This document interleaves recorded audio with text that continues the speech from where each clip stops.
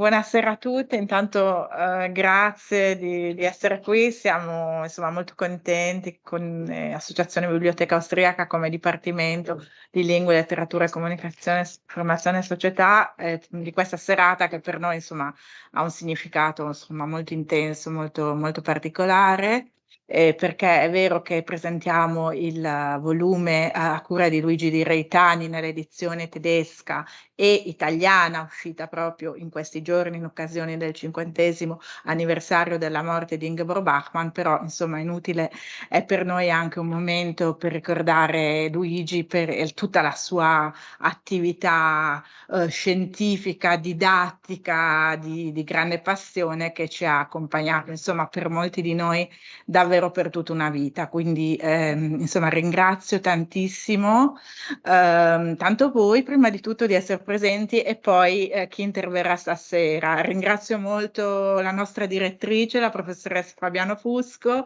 che ci ha onorato della sua presenza e insomma siamo molto contenti, grazie.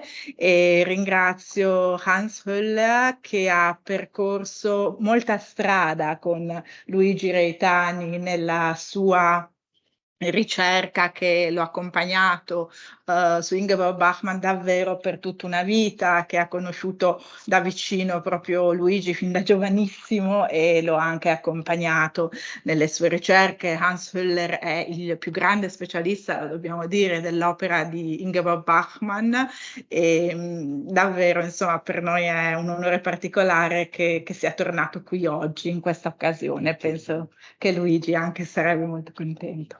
E ringrazio Uta Degner che sta proseguendo il lavoro iniziato anche da Hans Höller nella Salzburg edizione, insieme a Irene Fussel, è la responsabile della Salzburg edizione, ha accompagnato il lavoro di Luigi proprio fino all'ultimo e poi lo ha ripreso con grande pazienza in mano, in modo con acribia, come era solito anche Luigi, insomma, lavorare ai suoi testi e a lei che dobbiamo anche che questo lavoro abbia avuto una luce e insomma sia uscito con tutte le difficoltà di un lavoro in fieri, concluso ma mai concluso, insomma, un lavoro infinito come peraltro è stato il lavoro di Luigi su Bachmann, credo. E poi ringrazio il nostro amico, collega Marco Rispoli che ha iniziato insieme a me peraltro insomma, il suo percorso accademico proprio qui, tanti anni fa, insieme a Luigi Reitani, che sapete è specialista proprio di letteratura austriaca e quindi ha conosciuto da vicino anche tanti, oltre ad essere legato insomma una grande amicizia, però tutti i lavori di Luigi, soprattutto i lavori che riguardano il côté austriaco, ma non solo quelli, e che ci aiuterà anche lui in questa serata. Io adesso per tante ragioni mi metto nel pubblico e do la parola, no, do la parola a Fabiana un attimo, che so che insomma per lei resiste, anche lei le resiste, quindi ti ringrazio molto Fabiana, sì, mi metto un attimo lì e poi mi metto ad ascoltarvi il prezzo. Sì. Bene, grazie, grazie di cuore a Elena e grazie di cuore ovviamente anche ai colleghi qui intervenuti. Vi confesso che ho insomma, una certa, sono un po' emozionata, anche perché io poi insomma, conoscevo Luigi da tanto tempo come voi e abbiamo insomma, passato assieme eh, eh, tanti anni di collaborazione non solo didattica ma anche scientifica e il mio avvio come direttrice di dipartimento purtroppo ha coinciso anche con la scomparsa di Luigi. Non è stato un momento per nulla facile, anche perché poi avevamo tante idee, avevamo anche iniziato a costruire un qualcosa che però sono certa che verrà ripreso dalla collega e dai colleghi qui presenti. Sono però anche molto felice quindi di portare i saluti del Dipartimento, di questa bella iniziativa che sicuramente ricorda il lavoro, l'abnegazione, l'impegno e anche l'affetto che circondava e che circonda ancora che circondava Luigi e che circonda adesso il ricordo di Luigi, amatissimo e apprezzatissimo non solo dalla comunità scientifica nazionale e internazionale, ma anche da tutti i suoi studenti e delle sue studentesse. Quindi il fatto di vedere anche qua tanti giovani fa pensare, insomma, al tanto lavoro che è stato svolto. In questo periodo e anche in questi giorni, un po' pensando all'iniziativa di oggi, così un po' anche per un mio ricordo personale, ho riletto alcuni saggi di Luigi, soprattutto le sue traduzioni e le sue note alle traduzioni. E mi sono venute in mente tante cose, tante riflessioni, però anche un po' da linguista mi è venuta in mente una parola che secondo me si attaglia un po' anche al suo fare il suo lavoro come traduttore, la parola ricreazione, che è una parola tecnica per chi si occupa di teoria e storia della traduzione. Io me ne sono occupata ovviamente da linguista, quindi senza alcuna competenza, o da aspirante linguista. Però ecco sì, c'è la ricreazione ovviamente con un termine tecnico della disciplina, quindi come rielaborazione e analisi del testo fonte, che viene poi appunto disaggregato e ricostruito, ricreato in una lingua di partenza, quindi in una lingua d'arrivo, quindi in una prospettiva, in un contesto completamente diverso, però in realtà a me, quando leggo le traduzioni, mi viene in mente un altro significato di ricreazione, cioè come momento di svago, la ricreazione come occasione di divertimento, anche di sospensione. E leggere le traduzioni di Luigi mi ha sempre creato questo momento, questa specie di sospensione però quasi euforica, che peraltro è la sospensione euforica, lo stesso divertimento che il traduttore prova quando traduce, quindi quando si diverte, quindi anche contento e soddisfatto. Quindi mi piaceva ricordare, insomma, il suo lavoro, almeno per quello mi è rimasto a me, nel mio cuore, insomma, nel mio modo poi anche di fare, di insegnare o di fare ricerca come divertimento, insomma, col sorriso, ricreando appunto qualcosa anche in una lingua diversa. E in più mi è venuto in mente sempre ricreare, ricreazione, e volevo citare ovviamente, prendo a prestito una citazione di Walter Benjamin nel suo saggio Il compito del traduttore, dove addirittura si parla di ricreare una lingua pura come una ricostruzione dei cocci di un vaso, no? E secondo me anche questa può essere molto utile, almeno lo è stata per me, anche ricordando Luigi. Benjamin dice: come i frammenti di un vaso, per lasciarsi riunire e ricomporre devono susseguirsi nei minimi dettagli, ma non perciò somigliarsi. Così invece di assimilarsi al significato dell'originale, la traduzione deve amorosamente e fin nei minimi dettagli ricreare nella propria lingua il suo modo di intendere, per far apparire così entrambe come i cocci di uno stesso vaso, frammenti di una lingua più grande. Credo che una citazione di questo tipo, così intrigante e appassionante, perdonate, non posso esprimere sicuramente i miei sentimenti, ma anche tutti i nostri sentimenti nei confronti di Luigi Reitani. Grazie a tutti. Grazie. Ich möchte mich zuerst bedanken, dass ich hier zum Gedenken an Luigi Reitani sprechen darf.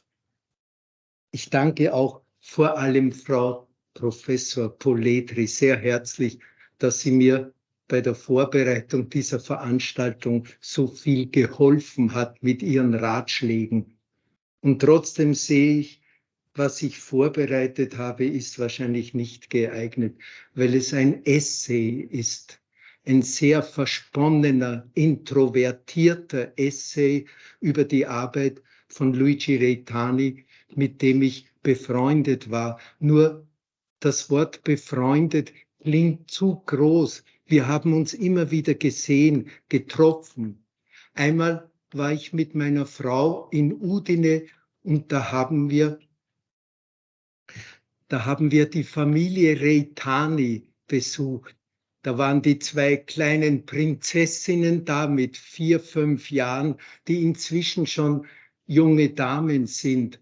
Und was mir auch besonders in Erinnerung geblieben ist, Luigi hat uns eine Flasche Olivenöl mitgegeben, ganz authentisches Öl von den frühen Besitzungen seiner Frau. Ich weiß nicht mehr, von woher seine Frau gekommen ist. Aus Cerignola. Ja, jedenfalls im Haus ist dann immer dieser wunderbare Geruch von diesem Olivenöl zu riechen gewesen.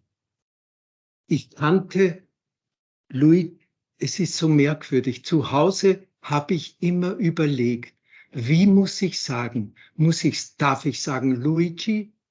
Wir waren doch befreundet, aber das passt überhaupt nicht für einen akademischen Vortrag, wo man wohl sagen muss, Luigi Reitani oder Reitane. Also ich beginne mit dem Vornamen und später werde ich dann, wie man das tut, im akademischen Diskurs Luigi Reitani sagen. Ich kannte Luigi jahrzehntelang. Er war 15 Jahre jünger als ich, aber weil er als junger Wissenschaftler schon so viel geschrieben hat und bald wichtige öffentliche Funktionen einnahm, fiel mir der Altersunterschied gar nicht auf. Ich kam ja nach dem Studium und ein paar Jahren im Ausland als Lektor nie aus Salzburg weg. Wie viel bewegter ist im Vergleich dazu sein Leben verlaufen. Studium und Doktorat in Bari, danach in den 80er Jahren mehrjähriger Forschungsaufenthalt in Wien bei dem legendären Professor Wendelin Schmidt-Dengler, dann Udine, dort ist er bereits 2005 ordentlicher Professor geworden. Er hatte Gastprofessuren inne in Klagenfurt und Basel. In Udine von 2008 bis 2013 war er auch Kulturstadtrat. Damals hat er mich mit einer Ausstellung über Ingeborg Bachmann eingeladen, die hier gezeigt wurde. Der Titel war ein sehr aktueller Titel, Ingeborg Bachmann, Schreiben gegen den Krieg. Von 2015 bis 2019 war er Leiter des Italienischen Kulturinstituts in Berlin. Er ist wie ein Wanderstern dahingezogen, aber immer stand er unter der Anziehungskraft eines Doppelgestirns von Hölderlin und von Bachmann. Trotz seines bewegten Lebens war, was die Stationen seines Wirkens angeht, war er doch ein sehr beständiger, verlässlicher Mensch, seiner Familie verbunden, und in der literaturwissenschaftlichen Arbeit blieb er seinen Grundmotiven immer treu. Über diese Grundmotive möchte ich dann sprechen, weil ich mich ihm in ihnen verbunden fühle. Ich möchte in meinem Erinnerungsbeitrag davon sprechen, worin aus meiner Sicht die Grundmotive seiner literaturwissenschaftlichen Arbeit bestanden und warum ich mich ihnen verbunden fühle. Wenn bei ihm Hölderlin und Bachmann die Gravitationszentren seiner Forschungsarbeit bildeten, so ist es bei mir eben das Dreigestirn Ingeborg Bachmann, Thomas Bernhard und Peter Handke. Ich blieb zwar immer in Salzburg, aber wir umkreisten einander in unserer literaturwissenschaftlichen Arbeit. Immer wieder einmal trafen wir uns auch persönlich. Ich habe schon davon gesprochen, dass ich einmal mit meiner Frau seine Familie in Udine besucht habe. Manchmal trafen wir uns bei gemeinsamen literaturwissenschaftlichen Projekten. Zuletzt bei seiner großen Edition von Ingeborg Bachmanns zweitem Lyrikband, Anrufung des großen Bären. Wenn ich sage groß, dann meine ich auch schon, dass das was Gewaltiges ist. Und die Bände der Salzburger Bachmann-Edition, liegen ja immer jenseits von 500 Seiten. Ich erinnere mich auch, dass ich einmal mit Luigi kurz gestritten habe, weil er die sowieso schon sehr schwierige Kommentierung der Gedichte noch ergänzen wollte durch die Einbeziehung von Tonbandaufnahmen von Bachmanns Gedichtlesungen, weil er sich davon zusätzliche Nuancen des Textverständnisses erwartete. Ich fand es zu aufwendig und zu sehr abhängig von situativen Momenten. Ich weiß nur noch, dass wir beide eingeschnappt waren. Ich glaube, dieses Wort lernt man noch nicht im Italienischen sehr spät erst. Eingeschnappt sein heißt beleidigt sein. Aber das ist wieder zu viel. Es war nicht beleidigt, eingeschnappt. Aber es kann nicht arg gewesen sein, weil dieser Gelehrtenstreit auch situativ war, also von der Situation abhing und von beiden schnell vergessen wurde. Woran ich mich genau erinnere, ist sein Salzburger Vortrag zu Bachmanns Gedicht Haarlem. Das Gedicht gehört ja zu seiner Edition von Anrufung des großen Bären. Ich war von seiner Interpretation begeistert und ich habe ihm das nachher sofort gesagt und er merkte auch, welch großen Eindruck sein Vortrag bei mir hinterlassen hatte. Es faszinierte mich bei ihm die erzählerische, lebensgeschichtliche Spurensuche in seinen Gedichtlektüren, die einem den Bedeutungsreichtum des Gedichts erschloss und immer einen politischen Kern oder oft einen politischen Kern hatte. Es waren die Mikrostrukturen des Rhythmus, über die er die Verbindung mit der Lebenswelt des exponierten New Yorker Stadtteils Harlem herstellte. Ich verstand nun besser, warum ihm die Rhythmen, Akzentuierungen, die wechselnden Töne, überhaupt die musikalische Dimension in Bachmanns Gedichtrezitationen so beschäftigt hatten. Aber sein Vortrag zum Harlem-Gedicht bedeutete mir weit mehr, weil ich sah, dass man so über Lyrik sprechen kann, mit dieser genauen Aufmerksamkeit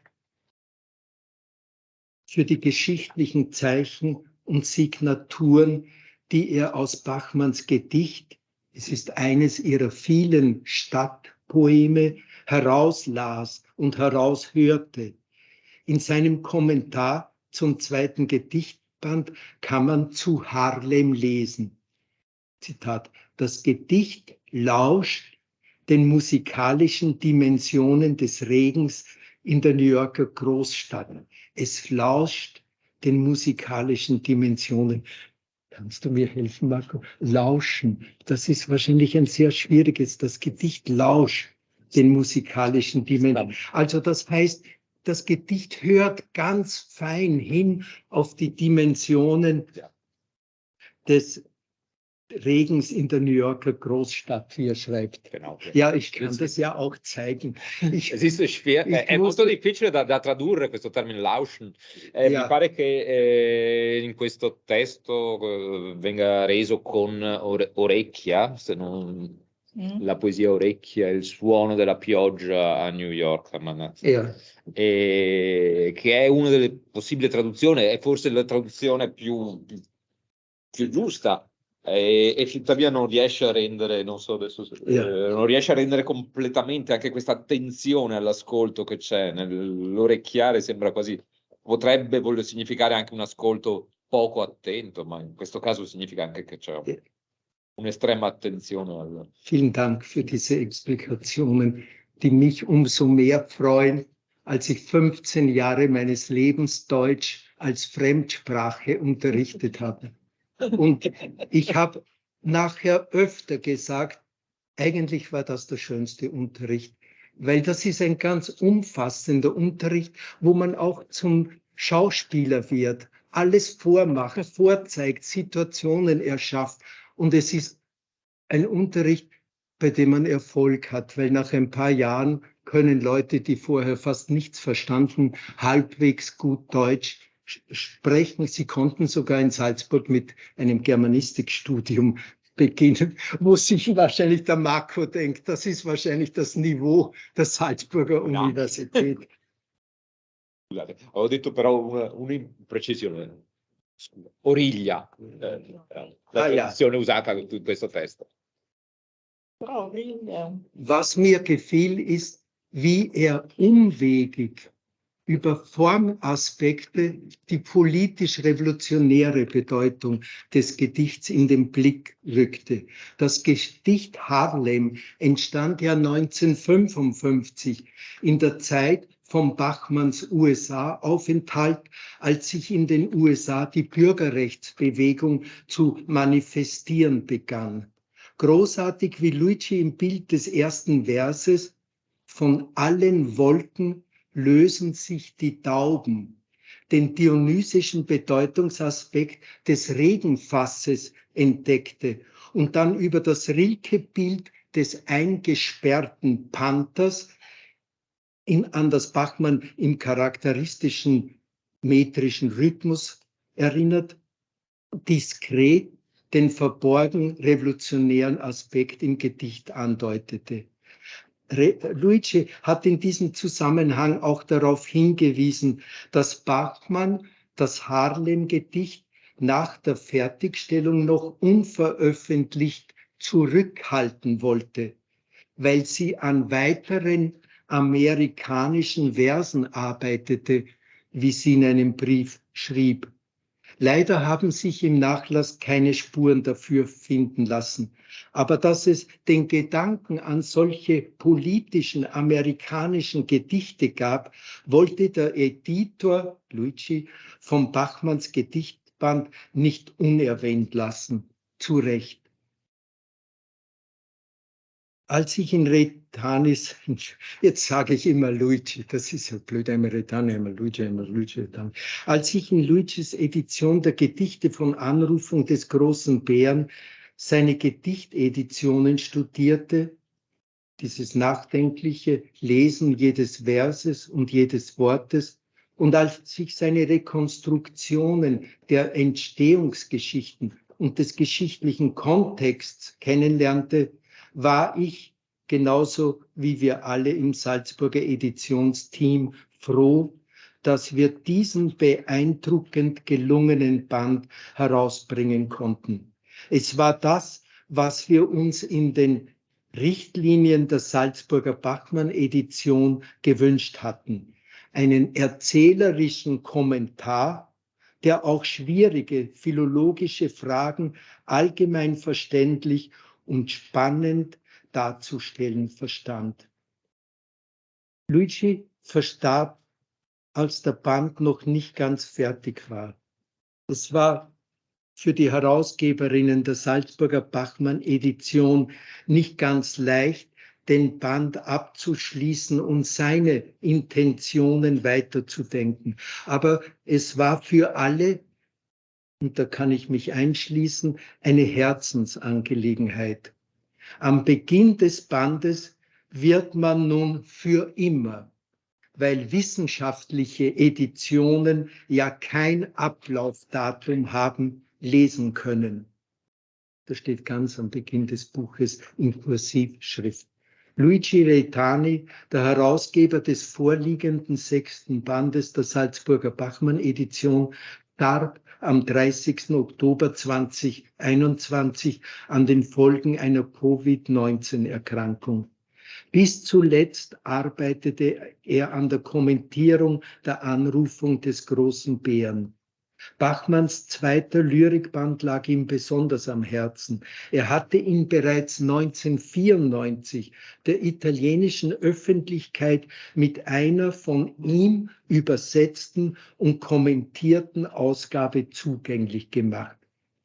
Das Team der Salzburger Bachmann-Edition hat Reitanis Kommentar basierend auf seinem Manuskript und diesem so weit wie möglich folgend fertiggestellt. Wir danken Reitanis Familie für ihr Entgegenkommen und ihr Vertrauen. Sein literaturwissenschaftliches Vermächtnis soll mit dieser Edition bewahrt werden. Ich möchte an einigen mir wichtigen Stellen Luigis Haltung des Lesens und Verstehens verdeutlichen. Ich muss aber sagen, dass Luigi sich manchmal auch zustimmend auf meine Arbeiten bezogen hat und ich froh darüber bin und trotzdem nicht prahlen kann, denn da ich mehr als 15 Jahre früher über Bachmann zu forschen begonnen hatte, lag es nahe, dass ihm dies und jenes brauchbar erschien. Viel wichtiger aber kommt mir vor, dass es zwischen unseren Arbeiten insgesamt eine gewisse Verwandtschaft gibt. Eigentlich muss ich sagen, dass ich das gern so sehen würde. Worin liegt diese Verwandtschaft? Worin möchte ich sie sehen? In der ähnlichen Haltung des Lesens, einem ähnlichen Blick und nicht zuletzt in einem ähnlichen Enthusiasmus. Editorisch kann man das weniger emotional und konkreter ausdrücken. Es verbindet uns die Aufmerksamkeit für die Textgenesen, weil in den Textgenesen der Zusammenhang von Literatur und Leben, also die biografische Dimension des Schreibens, am offensichtlichsten zutage tritt. Das Biografische war ja nach 1945 jahrzehntelang von der werkimmanenten Interpretation verfemt und dann vom Strukturalismus und Poststrukturalismus verdrängt worden. Als ich Luigis Kommentar zu Bachmanns wichtigsten Gedichtband Anrufung des großen Bären las, sah ich es als Glück an, dass er uns diesen Band hinterlassen hat. Unvergleichlich größer aber ist und bleibt die Trauer, dass er nicht mehr da ist und dass er auch die Hochschätzung seiner editorischen Arbeit nicht mehr erleben konnte. Bitte sehr. Ja. La traduzione e quindi traduco, vi riassumo brevemente ogni breve capitoletto di questa relazione, quello che è stato detto. Solo l'ultimo, perché tutto il resto l'hanno tutto, solo l'ultima parte. Fino a certo, solo proprio l'ultimissimo, il quarto, perché il resto ha tradotto tutto. Noi in questo quarto parte questi minuti parlava dell'affinità che lega il suo lavoro di Hansel con Luigi Reitani. La cosa si manifesta anche nel fatto che Luigi Reitani faccia riferimento al lavoro di Hansel, ma questo non è così stupefacente e lui stesso non se ne fa un gran vanto, diceva, perché d'altronde lui aveva avuto 15 anni in più per studiare Ingeborg Bachmann, questa è la differenza di età che li separa. Ma questa affinità è nella postura con cui leggono, interpretano quindi i testi letterari e in particolare nell'attenzione che per entrambi deve avere in questo contesto la genesi delle opere. E questa genesi dell'opera a sua volta rimanda a quella dimensione biografica che altrimenti da diverse tendenze della critica letteraria è esclusa o addirittura guardata con un grande sospetto. E questa nel lavoro di Luigi, e in particolare in questo commento, ha un suo grande peso e serve a chiarire e a commentare il testo. Danke sehr.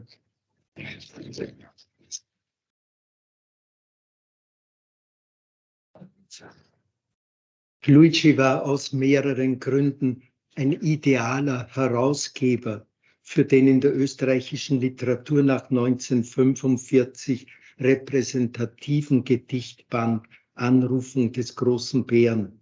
Er hatte diesen Lyrikband bereits in den 90er Jahren des letzten Jahrhunderts ins Italienische übersetzt und kommentiert. Er war ein mit der österreichischen Literatur vertrauter Kommentator. Aber er brachte als italienischer Germanist auch die bei Bachmann besonders notwendige italienische Perspektive als Wissensfundus mit. Und außerdem war Literatur für ihn nicht nur eine Angelegenheit der Germanisten. Er dachte auch an die Leserinnen und Leser. Darum vermitteln seine Kommentierungen nirgends ein bloßes Expertenwissen, sondern es ging ihm um ein Wissen und um Erfahrungen, die zu unserem Leben gehören. Es ist, als wären ihm, dem Übersetzer Hölderlins ins Italienische, die Verse aus der Hölderlin-Elegie Der Gang aufs Land auch in seinen Bachmann-Kommentaren gegenwärtig geblieben. Denn nichts Mächtiges ist es, unser Singen, also unser Dichten, aber zum Leben gehört es. Im Italienischen habe ich nachgelesen, ma appartiene alla vita. Das ist jetzt aus dem Band, den Luigi übersetzt hat, Hölderlin, Tutte le Liriche. Eine Edition mit Übersetzungen, Kommentaren und einer Textrevision, die in den 90er Jahren entstanden ist und 2001 beim Mondadori erschienen ist. Zum Leben aber gehört für Luigi auch die Wirklichkeit einer allein auf sich gestellten schreibenden Frau in den 50er Jahren. Er lässt sie zu Wort kommen in einem Brief Ingeborg Bachmanns. Es ist ein kaum bekannter Brief an William Schott vom 1. Dezember 1954, der dazu beitragen kann, dass man auch die Gründe für die Tablettensucht, für die weit zurückreichende Abhängigkeit von Psychopharmaka in der Überforderung als Dichterin finden kann.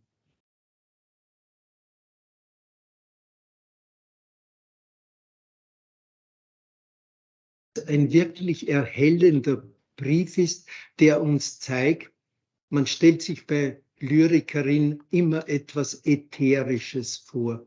Aber Bachmann beschreibt den realen Lebensalltag und die Überforderung, die es bedeutet, Gedichte zu schreiben und von den Gedichten leben zu wollen.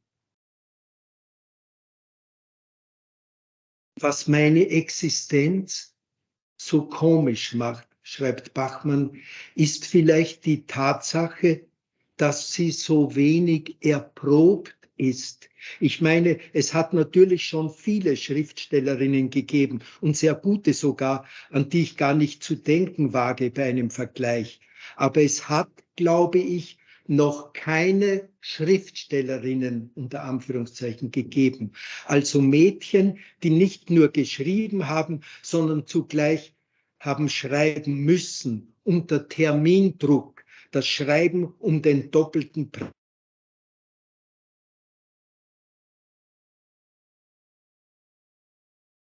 Nicht vorstellen, wie entsetzlich viel Kraft mich dieses Doppelleben kostet.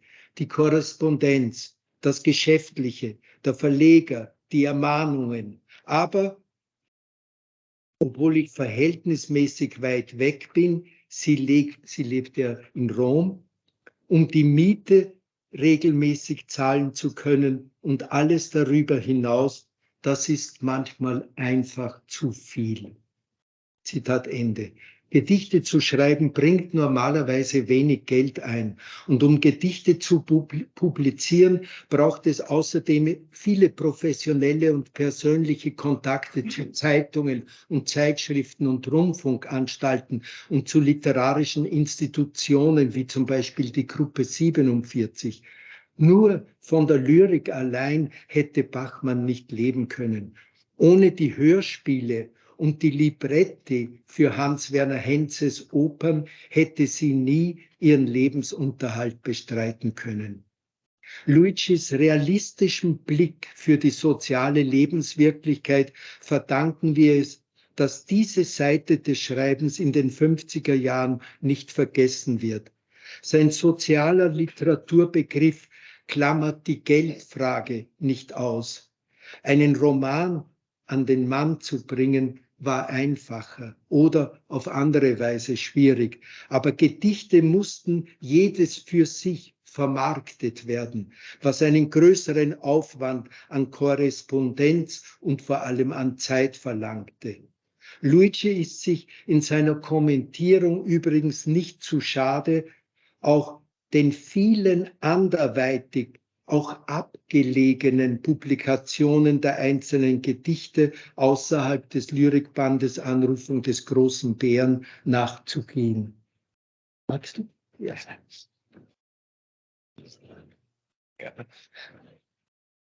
Nel seguito di questa conferenza, Hans Höller ci dà subito un esempio di che cosa significhi questa attenzione, di che cosa abbia reso possibile questa attenzione all'aspetto biografico a cui aveva fatto cenno prima. Però non prima di aver ricordato come per molti versi Luigi fosse un ideale commentatore di questo volume e dell'opera di Ingeborg Bachmann. Luigi Reitani era uno specialista di letteratura austriaca, come si è già detto, germanisti italiani che certo conoscono meglio la letteratura austriaca, conoscevano meglio la letteratura austriaca soprattutto del secondo Novecento.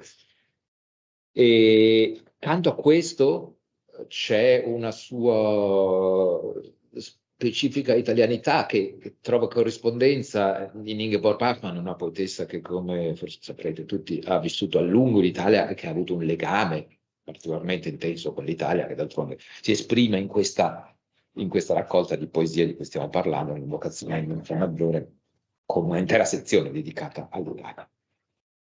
E questo rendeva appunto Luigi Reitani un ideale commentatore dell'opera, della raccolta di Ingeborg Bachmann, e questo si coniuga con l'attenzione alla vita, e in questo caso c'è da fare riferimento a una poesia di Hölderlin, cui Luigi Reitani dedicò molti anni della sua attività di studioso e di traduttore. In particolare un verso da una elegia di Hölderlin, Der Gang auf das Land, in cui si dice: appartiene alla vita ciò che vogliamo, che sembra gioioso e appropriato. Questo appartiene alla vita anche tutto ciò che riguarda Ingeborg Bachmann e questa sua traduzione. E in questo ambito Hans Höller ha voluto ricordare in particolare una lettera che altrimenti non viene così spesso ricordata, in cui emergono le circostanze che accompagnavano, le circostanze quotidiane che accompagnavano il grandioso lavoro della poesia lirica di Ingeborg Bachmann, quelle che apparentemente sembrerebbero avere poco a che fare, e in cui una lettera a William Schott, una lettera del 54, in cui ricorda come si trova in una situazione per molti versi inesplorata, quasi una posizione pionieristica, per questa posizione di scrittrice che non può guardare dietro di sé a una tradizione, perché certo, dice, ci sono state prima di me, dice Ingeborg Bachmann in questa lettera, moltissime scrittrici molto più grandi di me, a cui io nemmeno penso di potermi paragonare, ma forse queste scrittrici, potremmo riassumere, non avevano da fare i conti con questa industria culturale così opprimente, con la necessità di tenere i contatti, di organizzare una promozione della propria opera, di tenere i contatti con gli editori e via dicendo. Non si sono trovate in questa situazione, era qualcosa di inedito per lei. E appunto, quindi veniva giustamente ricordato lo sguardo realistico a questa realtà sociale che caratterizza il lavoro di interprete di Luigi Reitani, in modo che questa parte della vita culturale degli anni 50, in cui si trovava inserita Ingeborg Bachmann, non venga qui dimenticata. Era appunto questa capacità di guardare attraverso le lenti di un'idea anche sociale della letteratura, che non escluda, che non censuri una dimensione legata anche al denaro.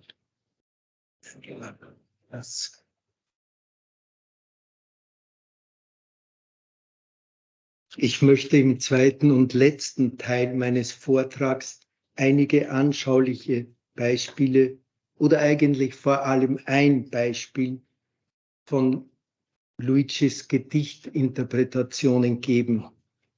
Es scheint mir charakteristisch für ihn, dass er von rhetorischen Strukturen ausgehend, deren überraschend neue, lebendige Wirkung in den Gedichten Bachmanns zeigen kann.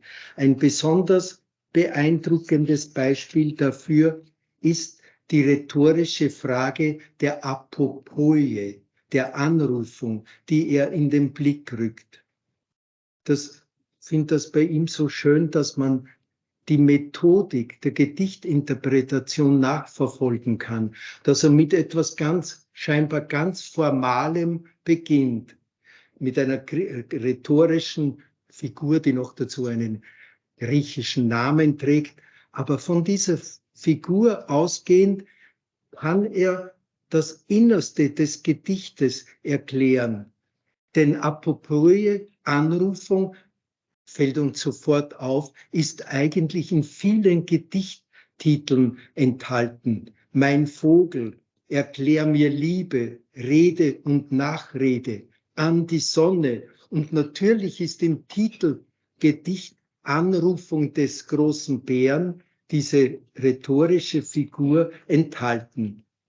Einer der schönsten Belege dieser Werkintention ist der im Bachmann-Nachlass als Fragment überlieferte Text, das Gedicht an den Leser, den Luigi Reitani, würdigt. Denn die Anrufung wird für Bachmann zu einer Kontaktaufnahme mit dem anderen, zur Wendung an die anderen. Und was will das Gedicht mehr, als sich an andere wenden, mit einer Botschaft, den anderen zu einem Vertrauten machen, zu einem Gegenüber. Einer der schönsten Belege dieser Werkinterpretation ist der im Bachmann-Nachlass als Fragment überlieferte Text, wieder eine Anrufung, das Gedicht an den Leser.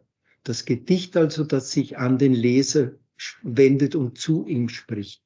Man könnte es als Prosa-Elegie über die Trennung von Dichterin und Leser verstehen, ob sie nun Mann oder Frau sind. Zitat: Wer hat uns voneinander entfernt?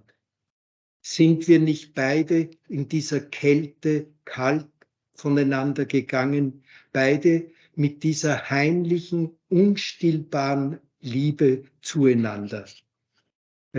Reitanis Kommentar zeigt aber, dass das Bewusstsein des Dialogischen, das aus den Gedichten von Anrufung des großen Bären zu uns spricht, 1956 im Jahr ihres Erscheinens eine dezidierte politische Stellungnahme bedeutete. Gottfried Benn, der das Monologische zum Imperativ seines Schreibens machte, ist 1956 gestorben. Er übte mit seinen statischen Gedichten seit 1948 großen Einfluss auf die zeitgenössische Literatur aus.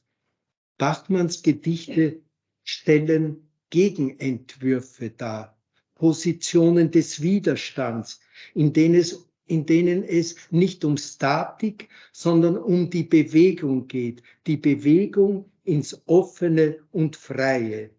Mit einem Leitbegriff der Autorin könnte man auch sagen, sie, die Autorin, besteht auf der Utopie, der ja ihr poetisches und politisches Selbstverständnis zugrunde liegt.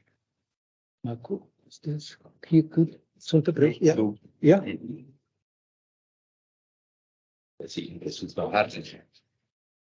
se prima abbiamo parlato soprattutto degli aspetti del peso che hanno questo sfondo biografico, questo non significava che Luigi Reitani fosse poco attento, e alla storia delle edizioni, questo era ancora una parte precedente, nel senso che questo commento ci mostra anche luoghi dove le poesie, prima di venire raccolte in questo volume, furono pubblicate, spesso per la prima volta, ma anche la dimensione retorica, la tradizione retorica, quella dell'invocazione, che viene ricordata. Spesso i commenti alle singole poesie cominciano rilevando questa dimensione teorica, per poi aprirsi a un discorso che a volte così coinvolge uno sfondo biografico e poi anche uno sfondo culturale. E d'altronde questo gesto dell'invocazione, che è presente fin dal titolo di San Maggiore, in molte poesie diventa, si apre a una dimensione dialogica.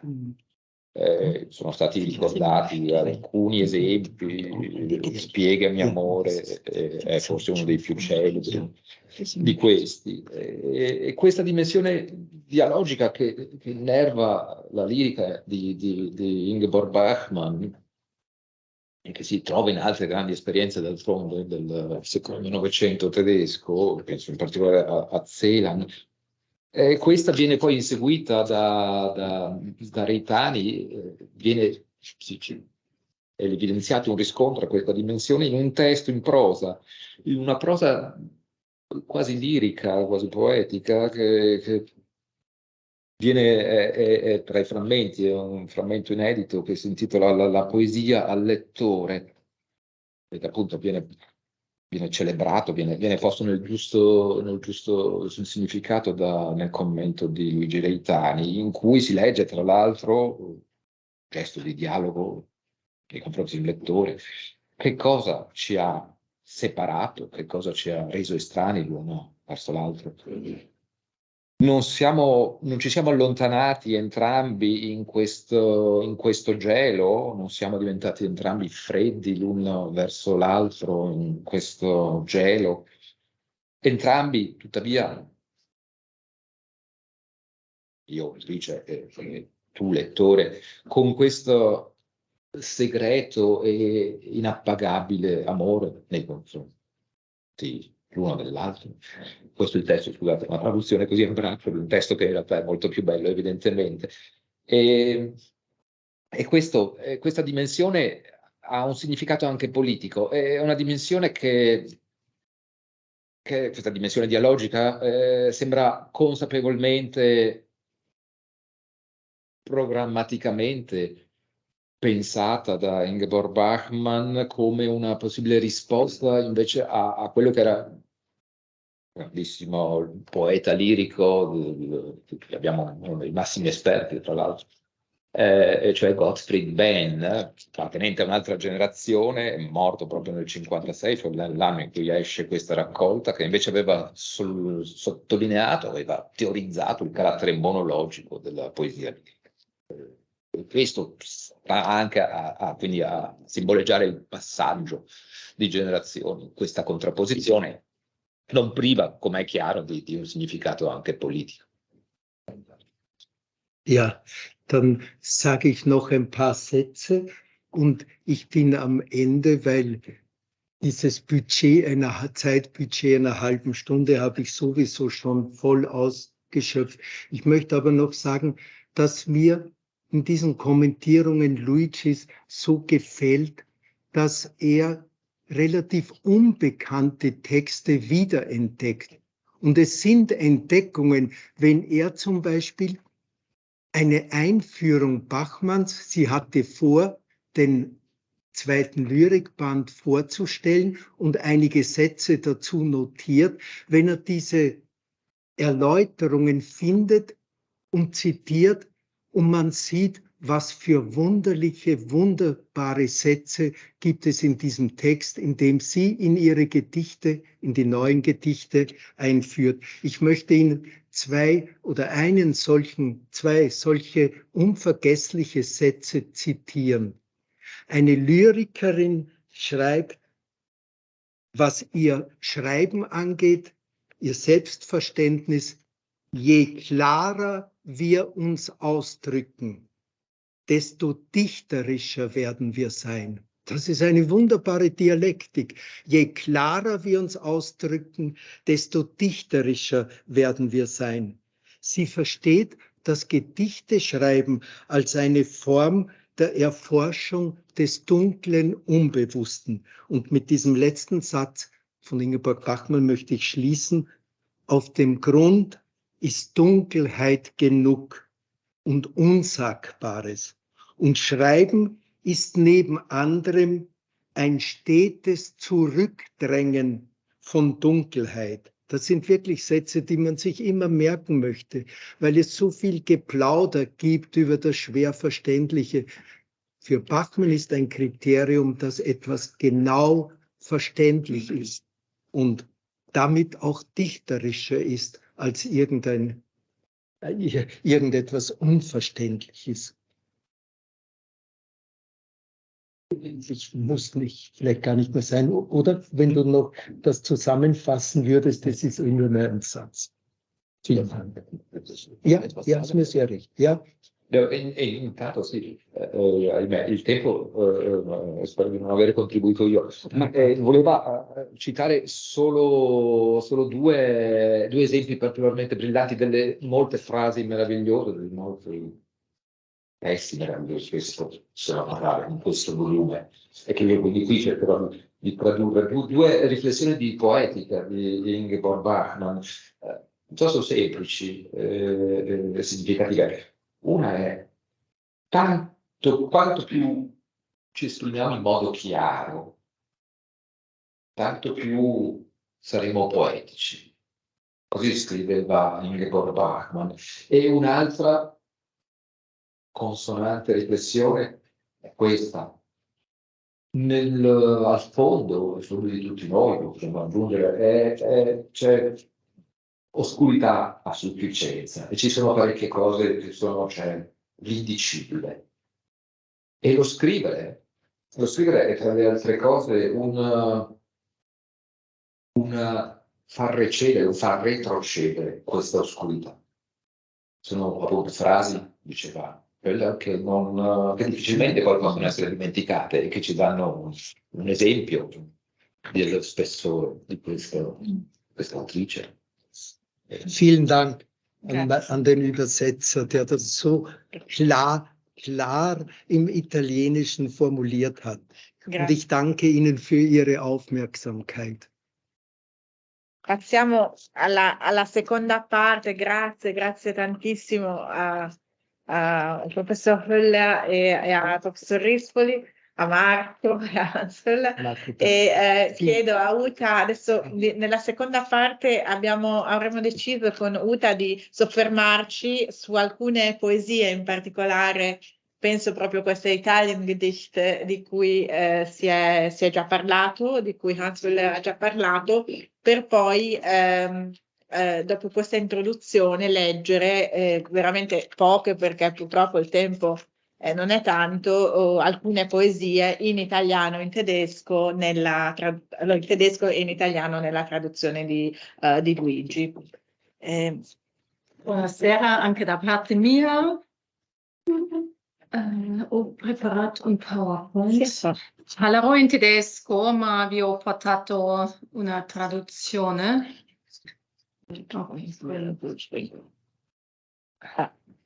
Die meisten der Gedichte der Anrufung des großen Bären sind in Italien entstanden. Von Italien sprechen auch manche von ihnen. Ein Übersetzer und Kommentator wie Luigi Reitani, der in beiden Sprachkulturen zu Hause war, der italienischen und der deutschsprachigen, war ein kongenialer Herausgeber der Gedichte. Wir haben es schon gehört. Ich möchte Ihnen im Folgenden anhand ganz weniger Beispiele den Kommentar von Luigi Reitani noch ein bisschen vorstellen. Und wir hatten eben auch gedacht, dass es schön wäre, die Stimme Bachmanns auch mal zu hören. Aber leider ist es mit der Technik, funktioniert das simultan nicht. Funktioniert oder funktioniert? Ich glaube nicht. Dann sehen wir die PowerPoint-Präsentation nicht mehr. Also wenn du vielleicht dann das machst. Also das ist auch nicht so ideal, weil ich habe dann die italienische Übersetzung auf der PowerPoint.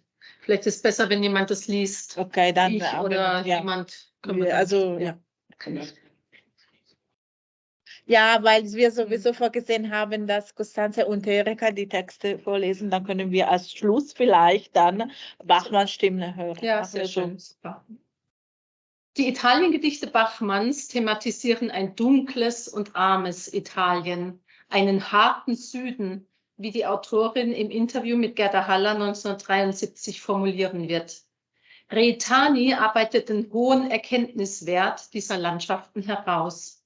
Sie eröffnen einen Blick auf das Leben, das zu dessen Essenz vorstößt.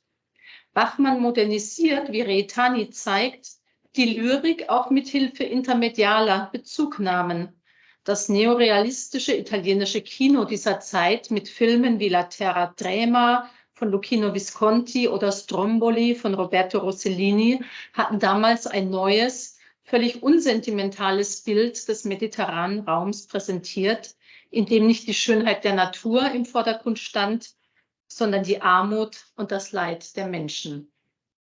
Und jetzt hatte ich eben gedacht, dass wir das erstgeborene Land hören. Soll ich es vorlesen oder? Ja, oder wir versuchen. Ja, Nummer 16 wäre das. Simone.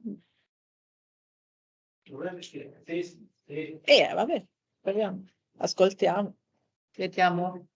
Il numero 16 sarebbe. Allora, qui. Se no lo leggo io. Il numero 16. Solo che lui è bravo. Amen. Mein lieber Bruder,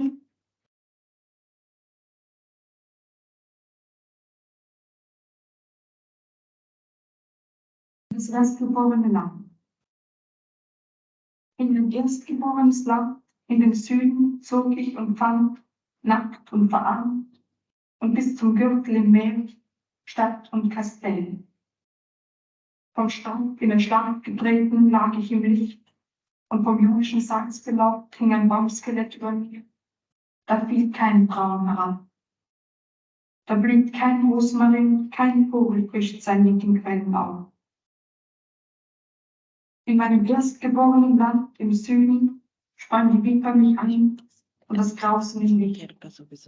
Und fließ, und fließ, presst den Mund auf den Wesen. Und als ich mich selber drang und mein erstgeborenes Land die Erdbeben wiegten, da war ich zum Schauen erwacht. Da fiel mir Leben zu. Ist der Stein nicht tot? Du sagst wann? Der Donner schnell auf, wenn man mich entzündet. Tante Grazie. Wie Luigi Reitani betont, formuliert bereits der Titel einen Gegenentwurf zu Goethe und seinem klassischen Italienbild. Nicht der Dichter wird in Italien wiedergeboren, wie es in Goethes italienischer Reise mehrmals heißt, sondern das Land wird von der Dichterin als Erstgeborenes bezeichnet. Bei Bachmann ist Italien kein ursprünglicher Natur- und Kulturraum, der die Kunst beflügelt, sondern schon von vornherein eine symbolische Landschaft. Reitani liest das Gedicht also als poetologisches. Die Konfrontation mit der Fremde führt zu dichterischer Inspiration. Dieses Italienbild lässt sich dabei, so Reitani, nicht mehr durch Formen der Tradition vermitteln. Der Text hat keinen symmetrischen Aufbau, keinen Reim und kein regelmäßiges Versmaß. Reitani identifiziert aber eine metrische Figur, die sich durch das ganze Gedicht zieht und entscheidend zu seiner rhythmischen Gestaltung beiträgt. Den Chorjambus, eine antikisierende, viersilbige Form, die in der deutschsprachigen Literatur nicht sehr verbreitet ist. Die Klangfigur ist prägnant. Hebung, Senkung, Senkung, Hebung. Sie hören sie gleich zweimal hintereinander in Zog ich und fand, nackt und verarmt. Als rhythmisches Element erscheint sie im Text an markanten Stellen. Stadt und Kastell, lag ich im Licht, wo die zwei metrisch betonten Silben durch die Alliteration noch stärker akzentuiert sind. Gürtel im Meer, Mund auf den Biss, Grausen im Licht, Schauen erwacht. Reitani interpretiert dies als Echo einer verlorenen Harmonie. Zugleich bringt das Hämmernde die Härte der Landschaft klanglich zu Gehör. Reitani erläutert das Gedicht als enge Auseinandersetzung mit der klassischen Tradition. Sein Anfang kehrt den traditionellen Topos vom Locus Amönus um. Es dominieren zahlreiche Negationen.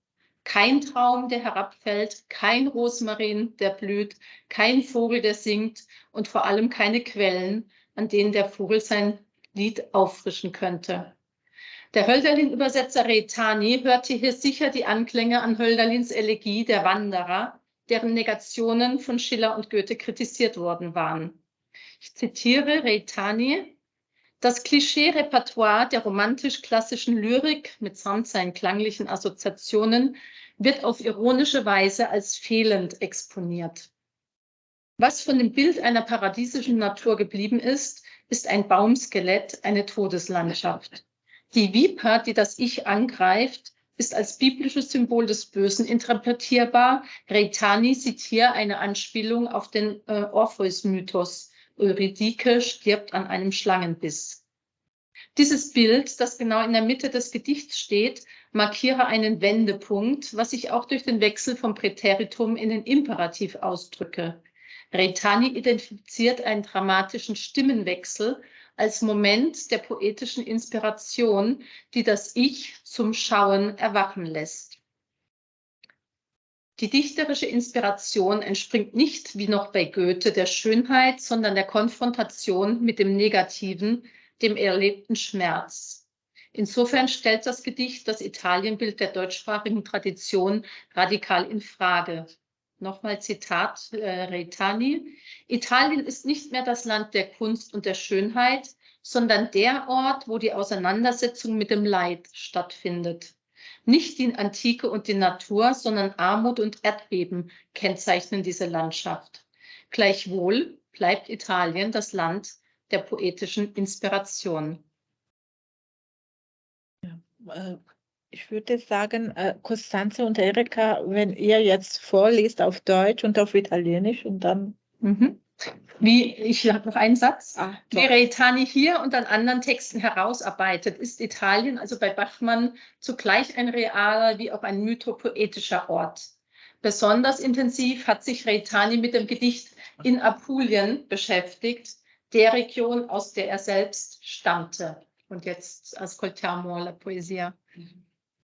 Costanze.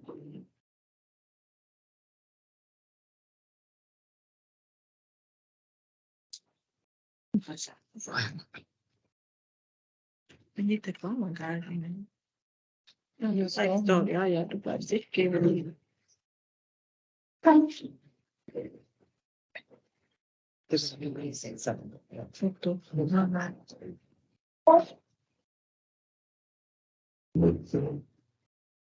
In Apulien. Unter den Olivenbäumen schüttet Licht die Samen aus. Mond erscheint und flackert wieder, fängt das Öl und brennt es nieder. Und das Licht geht nie mehr aus. Trommeln in den Höhlenstätten, Trommeln ohne Unterlass, weißes Brot und schwarze Lippen. Kinder in den Futterkrippen will der Fliegenschwarm zum Fraß. Käm die Helle von den Feldern in den Troglodytentag, könnt der Mohn aus Lampen rauchen, Schmerz im Schlaf ihn ganz verbrauchen, bis er nicht mehr brennen mag. Esel stünden auf und trügen Wasserschläuche übers Land. Schnüre stickten alle Hände. Glas und Perlen für die Wände, Tür im klingenden Gewand. Die Madonnen stillten Kinder und der Büffel ging vorbei. Rauch im Horn zur grünen Tränke. Endlich reichten die Geschenke, Lammblut, Fisch, Schlangenei. Endlich malmen Steine Früchte und die Krüge sind gebrannt. Öl rinnt offenen Augs herunter und der Mohn geht trunken unter, von Taranteln überrannt.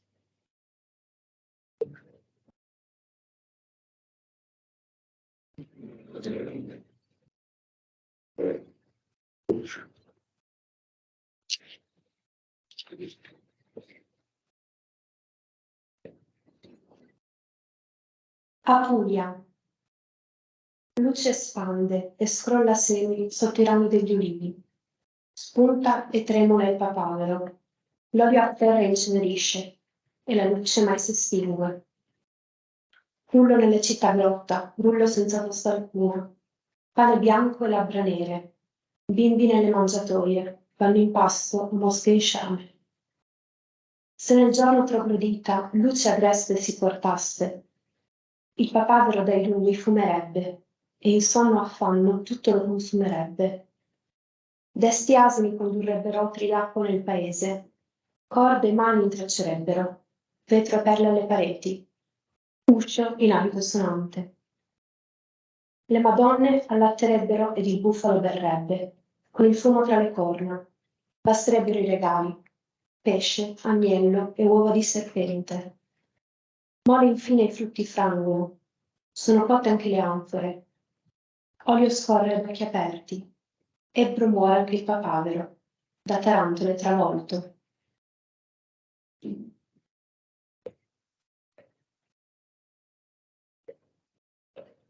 Im Gedicht überwiegen Bilder der Armut und des Brauchtums, die mehr evoziert als konkret beschrieben werden.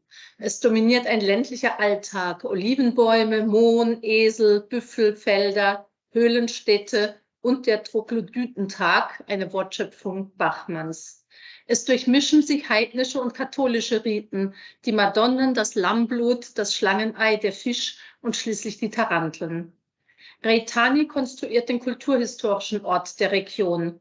Apulien war nicht Teil der klassischen Grand Tour.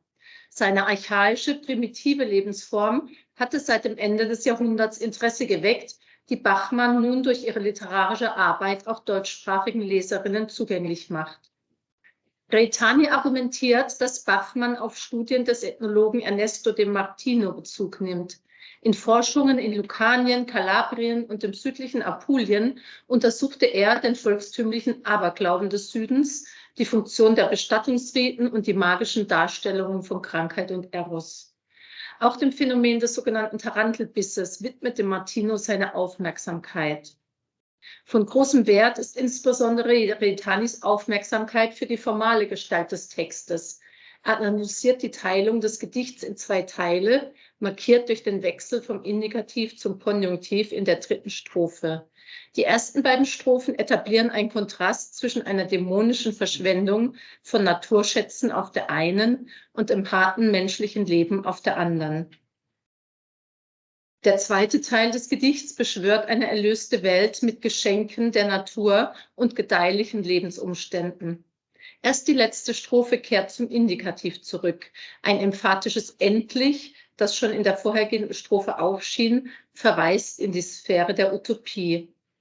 Das abschließende Bild der Taranteln ruft die magische Dimension der apulischen Welt auf, das Phänomen des Tarantismus, das im Salento, einer Gegend in der Provinz Lecce, verbreitet war. Die Tarantati, vermeintlich von der Tarantel gebissene Menschen, verfielen in einen melancholischen oder ekstatischen Zustand, der von epilepsieartigen Krämpfen gekennzeichnet sein konnte. Die Heilung erfolgte durch einen rituellen Tanz. Es wurden Musikanten herbeigeholt und der von der Tarantel gebissene tanzte mehrere Tage lang von Sonnenaufgang bis Sonnenuntergang. Der Rhythmus der Musik hatte die Aufgabe, einen Ausbruch an manischen Gebärden hervorzurufen, der bis zur kathartischen Auflösung führen sollte. Reitani betont die theatralische Dimension dieser performativen Tänze, die oft darstellende oder pantomimische Formen annahmen, ihre verwandelnde Kraft.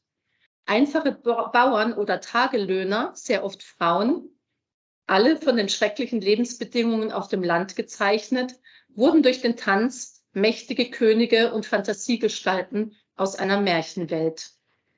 Bachmanns Gedicht, so konnte Reitani zeigen, arbeitet auch selbst mit dem Rhythmus.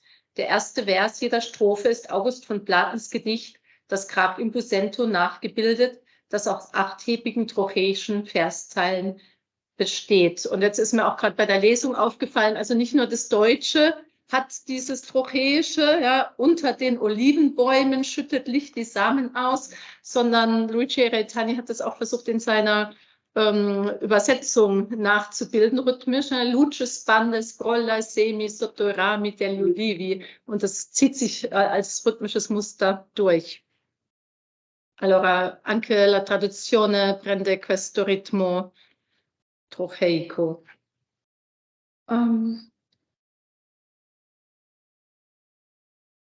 Non so come siamo col tempo, avrei un terzo esempio, ma magari non dobbiamo renderlo.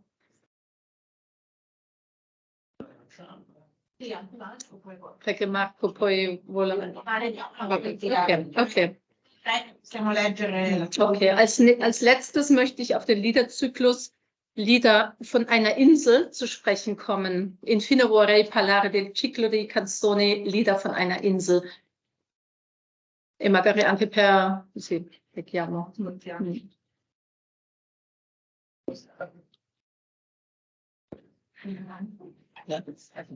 Adesso senta il microfono.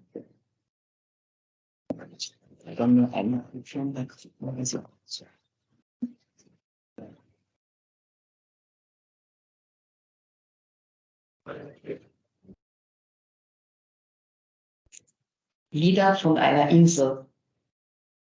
Schattenfrüchte fallen von den Wänden. Mondlicht düncht das Haus und Asche, erkalteter Krater trägt der Meerwind herein. In den Umarmungen schöner Knaben schlafen die Küsten. Dein Fleisch besinnt sich auf meins. Es war mir schon zugetan, als sich die Schiffe vom Land lösten und Kreuze mit unserer sterblichen Last Maskendienst taten. Nun sind die Richtstätten leer, sie suchen und finden uns nicht. Wenn du auferstehst, wenn ich auferstehe, ist kein Stein vor dem Tor, liegt kein Boot auf dem Meer.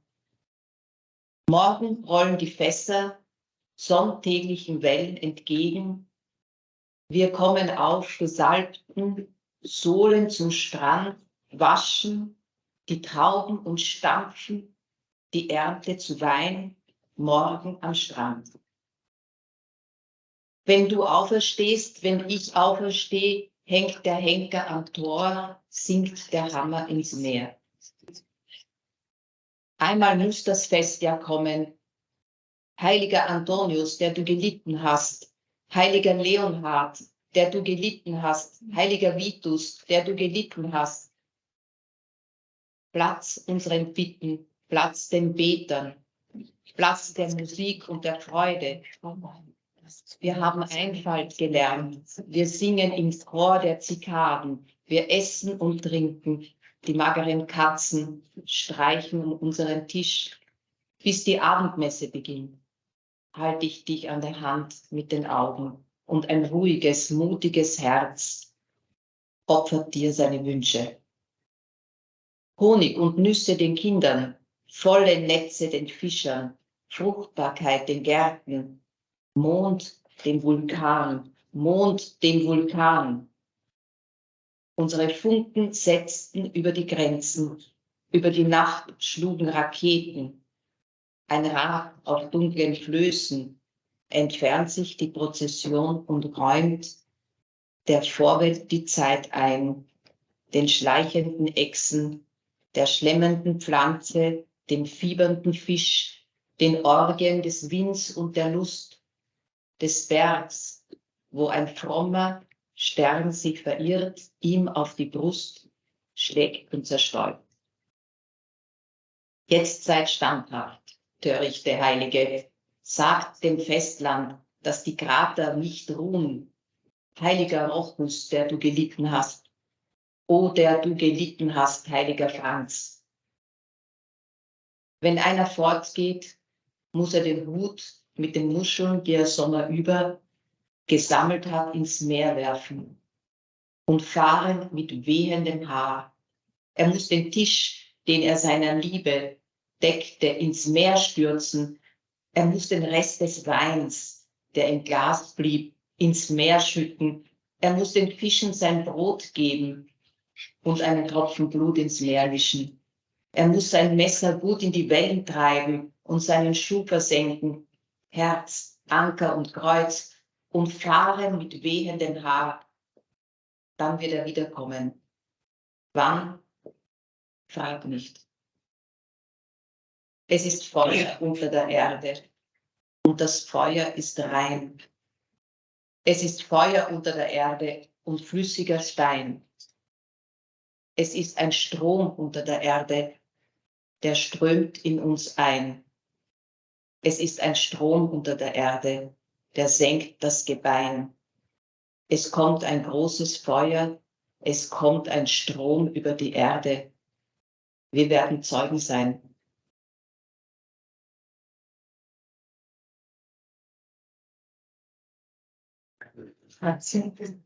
Die Insel, von der das Gedicht spricht, Zoreitani, sei weniger mit Ischia verwandt, wo Bachmann 1954 mit dem Komponisten Hans-Werner Henze lebte, als mit dem mythischen Ort Kythera.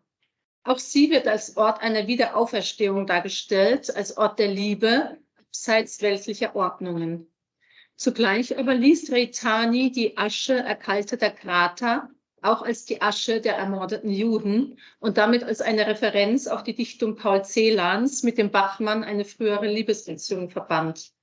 Das Gedicht zu Reitani thematisiere die Möglichkeit von Liebe in der Zeit nach der Shoah.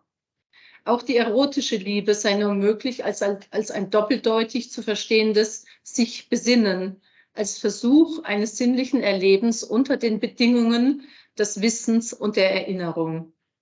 Der mystische Zustand der Liebe stelle daher nur ein Provisorium dar. Das Fest setzt die Flucht aus einer der Gewalt unterworfenen Welt voraus, die Fähigkeit zum Abschied, den Mut zur Trennung und wird grundiert vom Wissen um, Zitat, Rückkehr in die Kontingenz der geschichtlichen Zeit, Zitat Ende.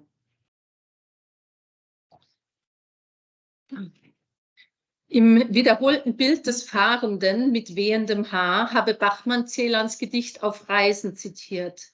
Dein Haar möchte wehen, wenn du fährst, das ist ihm verboten.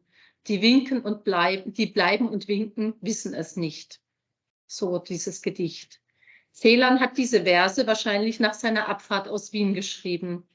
Wird in Celans Gedicht dem oder der Fahrenden nicht gestattet, durch ein emblematisches Zeichen Abschied zu nehmen, so ist es genau dieses Geheimzeichen, das für die Autorin entscheidend wird. Stünden für Celan Eros und Ethos in einem Spannungsverhältnis, bestehe Bachmann auf ihrer Zusammengehörigkeit. Reitani arbeitet durch solcherlei feinhörige Aufmerksamkeit für den dialogischen Charakter der Gedichte die unterschiedlichen Spannungsfelder heraus, in denen sich Bachmanns vielschichtige Lyrik positioniert.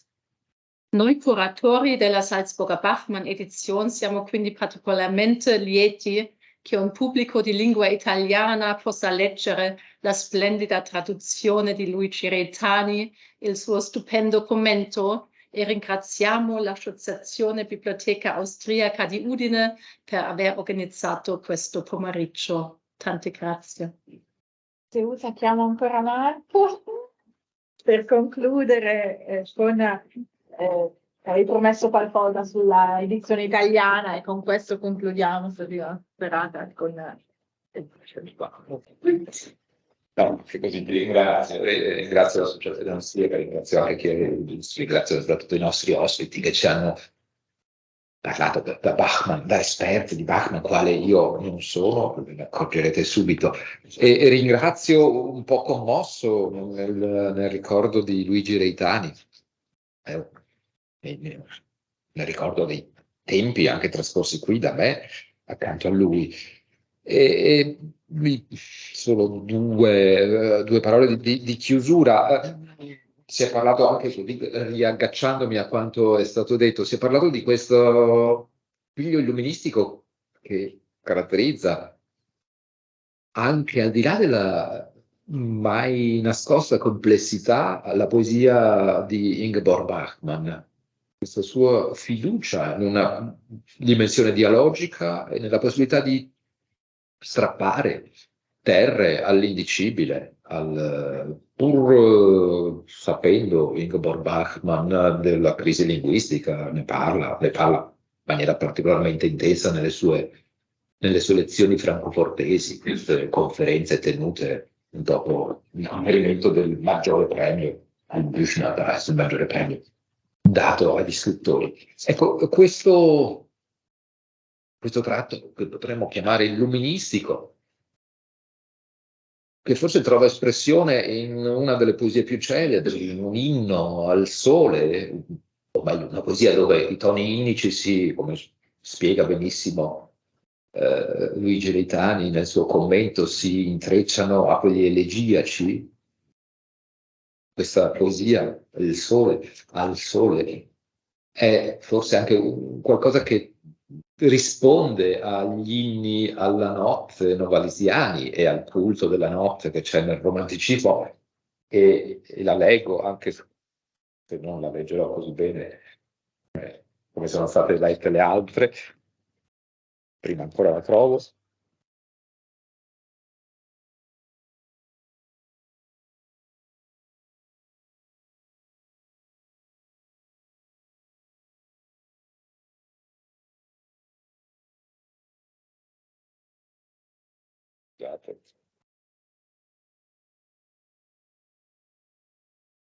Leggo direttamente dall'italiano.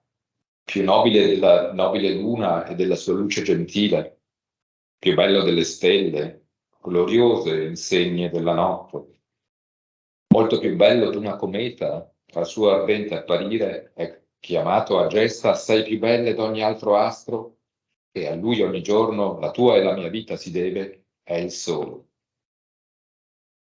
È il sole che sorge memore della sua opera e la compie in estate bellissimo, quando un giorno sulla costa svapora e flaccide vele riflesse sui tuoi occhi scorrono finché stanca l'ultima tronchi. Senza il sole riprende il velo anche l'arte. Più non mi appari e il mare e la sabbia, frustati da ombre, fuggono sotto la palpebra. Bella luce che ci riscalda, preserva e meravigliosa provvede, che io veda ancora e che ancora ti veda. Nulla di più bello sotto il sole che stare sotto il sole.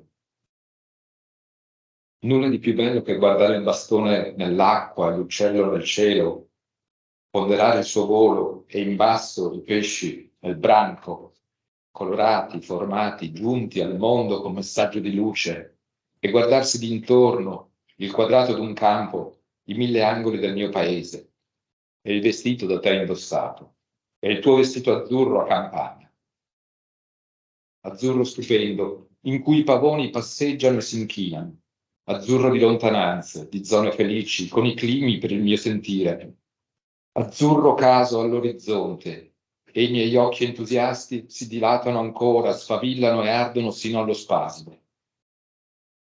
Bel sole, a cui anche la polvere rende il tributo più alto, e dunque non per la luna e le stelle e non per le comete millantate dalla notte che tenta di beffarmi, ma per te, e presto infinitamente, e come per null'altro, piangerò nel lamento la rovina dei miei occhi ineluttabile.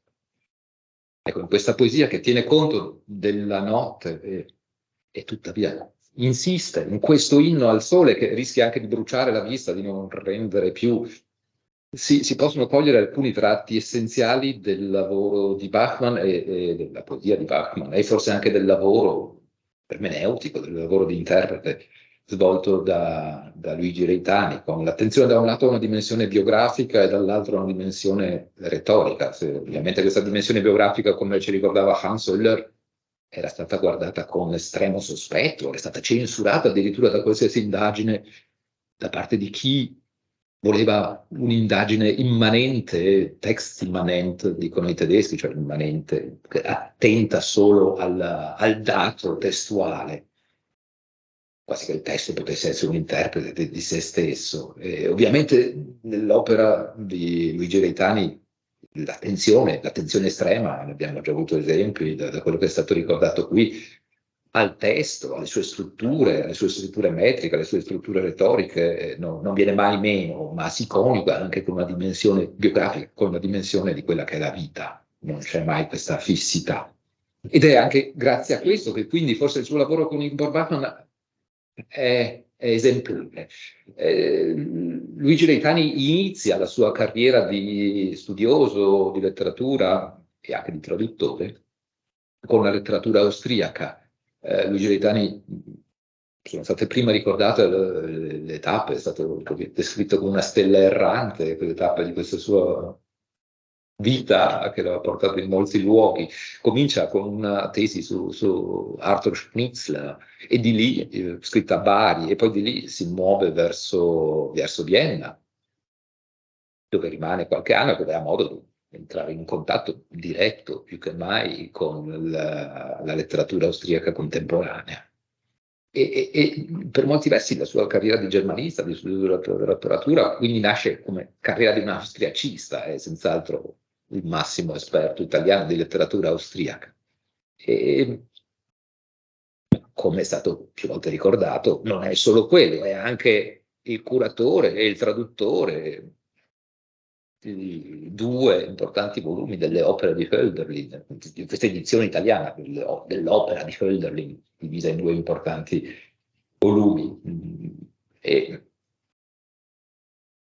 io ho l'impressione che negli ultimi anni Luigi Reitani sia tornato alle passioni giovanili, per questa forse non erano mai venute meno, ma sia tornato a cimentarsi nuovamente con quel intenso lavoro sulla letteratura austriaca del secondo Novecento che ne ha caratterizzato gli esordi. È stato detto l'invocazione Rossa Maggiore era apparsa già una trentina d'anni fa, non solo quello, cioè, lavori su Jandl, su Thomas Bernet e per gli altri, di sicuro dimentico molti altri, dopo l'esordi su Schnitzler, perché è stata una generazione precedente. È come se dopo questo intenso lavoro a Hölderlin, e quindi a uno dei poeti della grande stagione classico-romantica,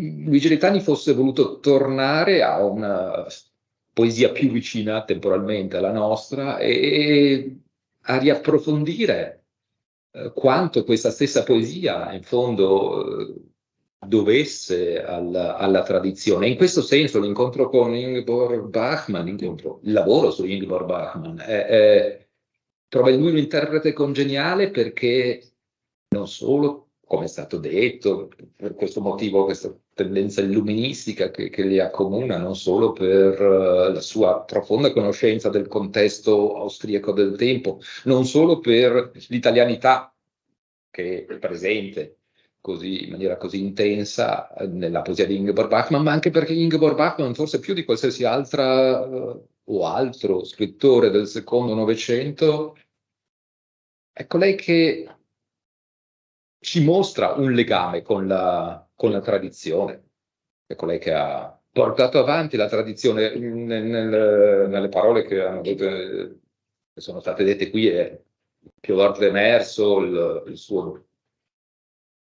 suo legame con quanto era avvenuto prima di quella grande catastrofe che avviene nel Novecento mediano, e quindi i suoi legami ad esempio con autori tutto sommato a stento canonici come ormai, ahimè, come Platen, con questa memoria della tradizione che è sempre presente e che d'altronde è stata fin da principio celebrata nella lirica. E in tutto questo, quindi il lavoro di Luigi Reitani, non che prima non fosse inconsapevole, ma dopo questo lungo lavoro attorno a Hölderlin acquista ancora maggiore profondità se si confrontano i 2 commenti, che è possibile fare, ovviamente quello di 30 anni fa e quello più recente. Purtroppo è probabile che sarebbe stata una delle intenzioni di Luigi Reitani, non si può fare questo lavoro anche con la traduzione. È molto probabile, intendo dire, che Luigi Reitani intendesse rivedere la propria traduzione ad un tempo, e questo proprio non gli è stato presente, non gli è stato possibile, ma forse non è nemmeno necessario ricordare quanto questo lavoro di traduzione sia al centro, nel senso di una ricreazione, come è stato detto all'inizio di questo incontro, sia al centro di questo e del suo lavoro di studioso, sia esemplarmente integrato con la sua spinta interpretativa, con la sua capacità di interpretare le poesie. Come la sua capacità di interpretare le poesie abbia reso così penetranti le sue traduzioni e come le sue traduzioni così fedeli, le sue traduzioni siano state poi un volano che gli ha permesso di volgersi con rinnovata attenzione alla lettura, all'interpretazione di queste poesie. E anche in questo mi sembra che quindi nell'opera di Luigi Reitani ci sia qualcosa di coerente e di congeniale a quello che era in fondo la proetologia di Ingeborg Bachmann, che ha tradotto tra le altre cose dall'italiano, tradotto in maniera esemplare Ungaretti, e che anche in questo mostra, rispetto a una tradizione che invece sottolinea l'intraducibilità della poesia, la sua apertura, soprattutto utopica, ma la possibilità appunto che vi sia, che da una poesia possa nascere un'altra lingua, un'altra poesia. E potremmo qua ricordare quanto diceva Gottfried Benn, già ricordato come polo opposto a quello di Ingeborg Bachmann, secondo cui la parola è il fallo dello spirito, è radicata nel suo centro, è radicata in modo nazionale, quadri, statue, sonate, sinfonie sono internazionali, le poesie mai, la poesia la si può definire l'intraducibile per eccellenza e senz'altro questo ha fatto da un lato esperienza Luigi Reitani nei suoi tentativi di tradurre, che ovviamente pongono sempre davanti alla difficoltà e alla impossibilità di poter tradurre perfettamente. Ma d'altronde col suo lavoro di traduzione è anche riuscito ad aprire questa prospettiva verso nonostante tutto, verso una traducibilità della parola poetica. E attraverso anche questa traduzione una sua comprensibilità, un tentativo di guadagnare qualche metro di terreno, a quanto è altrimenti incomprensibile, a quanto altrimenti è indicibile. Non è un caso che si sia occupato anche prevalentemente di poeti che sono considerati difficili, sono considerati complessi, e in particolare Hölderlin è quasi preso ostaggio da un discorso filosofico, ancor più che della critica letteraria. E come con il suo lavoro di traduzione di filologia sia riuscito anche a strapparli a un discorso che talora si ha l'impressione o voglia più o meno programmaticamente aumentare la complessità della parola poetica, abbia voluto aumentare la complessità della parola poetica. Ecco, nel suo caso c'è un tentativo di maledizio, di rischiare, e per questo gli siamo grati. Sono grato a voi ancora per tutto quello che ho imparato. Grazie.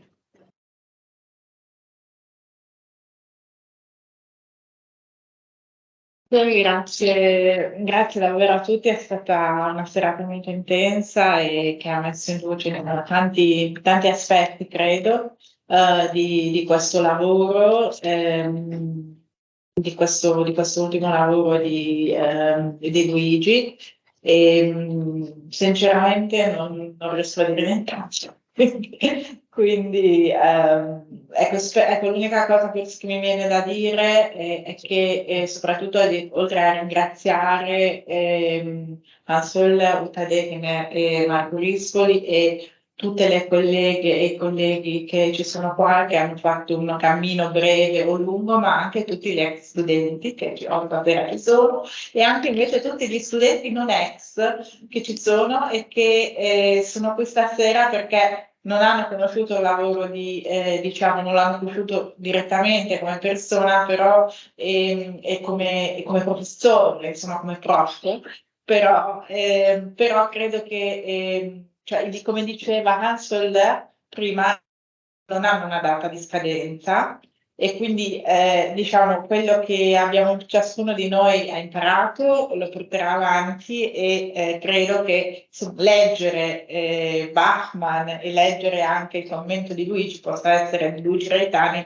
possa essere di aiuto a tutti, diciamo, i germanisti in erba che ci sono qui, che ci sono questa sera, e anche i non germanisti, tutti gli studiosi di letteratura, ma anche gli appassionati, insomma, di poesia. Quindi, diciamo, il lavoro va avanti e prosegue, e quindi non ha una fine, insomma, cioè continua in quello che facciamo noi e in quello soprattutto che fate voi. Quindi, soprattutto, come ultimo ringraziamento, intendo ringraziare davvero le studentesse e gli studenti che questa tarda ora sono qui ad ascoltare questi fogli che parlano di poesia di Ingeborg Bachmann e di Friedrich Hölderlin. Quindi, insomma, grazie davvero a tutti e insomma una buona serata. Grazie.